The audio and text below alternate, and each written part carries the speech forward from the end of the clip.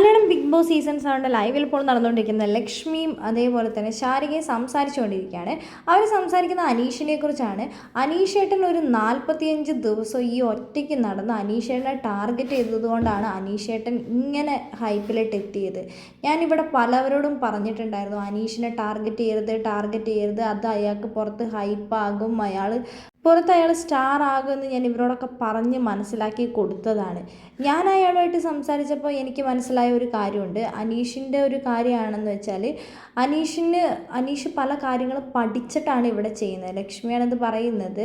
കുഞ്ഞുനാളിൽ അനീഷിൻ്റെ അനിയനെ എടുത്തുകൊണ്ട് നടക്കുന്ന സമയത്ത് പുള്ളിക്കാരൻ്റെ കയ്യിൽ നിന്ന് തന്നെ ആ അനിയൻ നിലത്ത് വീണു. ആ സമയത്ത് ഒരു സിറിഞ്ച് ആ പുള്ളിക്കാരൻ്റെ അനിയൻ്റെ കയ്യിലേക്ക് കുത്തി കയറിയിട്ടുണ്ടായിരുന്നു. അപ്പോൾ എല്ലാവരും അയാളിങ്ങനെ വന്ന് വീട്ടിൽ കാണാൻ വരുന്നവരെല്ലാം നീ കാരണം എന്ന് പറഞ്ഞിട്ട് പുള്ളീനെ മാനസികമായി തളർത്തിയിട്ടുണ്ട്.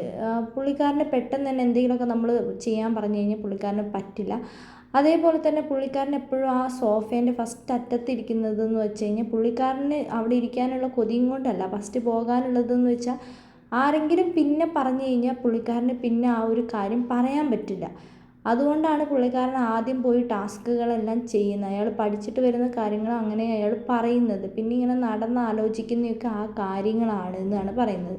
പിന്നെ ഈ ഒനിയിലാണ് ബിഗ് ബോസ് വീട്ടിൽ ഒരു റെസ്പെക്റ്റ്, ഒരു മാനേഴ്സും ഇല്ലാത്തൊരു മനുഷ്യനെന്നാണ് ലക്ഷ്മിയും ശാരികയും പറയണം. അതെനിക്ക് ഓൾറെഡി മനസ്സിലായി. റന ഫാത്തിമേനോട് കൂടെ എത്ര ബാഡ് വേർഡാണ് അയാൾ യൂസ് ചെയ്യുന്നത്. പിന്നെ ഷാനവാസിനെ കുറിച്ചൊക്കെ പറയുന്നുണ്ട്. അക്ബറും വെറും മാനിപ്പുലേറ്റ് മാത്രം ചെയ്യുന്ന ഒരു വ്യക്തിയാണ്. എന്തൊരു കാര്യം പറഞ്ഞു കഴിഞ്ഞാൽ കുത്തിത്തിരിപ്പും പ്രശ്നങ്ങൾ ഉണ്ടാക്കാനും മാത്രമാണ് അക്ബർ ശ്രമിച്ചിട്ടുള്ളൂ.